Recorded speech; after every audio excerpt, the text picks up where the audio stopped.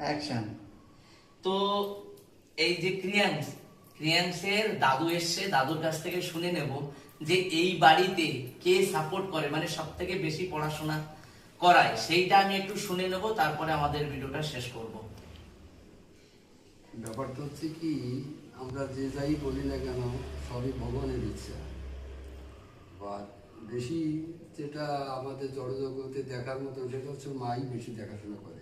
হ্যাঁ, এটি হচ্ছে প্রতি ঘরের মায়েদের উপরই নির্ভর করে বাচ্চাদের।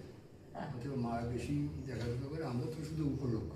ও থ্যাংক ইউ জানার জন্য। তো কি বলবো, অ্যাকচুয়ালি আমি আর ভিডিওটা সাজিয়ে বানালাম না, যে প্রথমে এসে নমস্কার বলবো, কাকু ভালো আছেন, এইসব না, তার আগে থেকে হয়ে গেছে।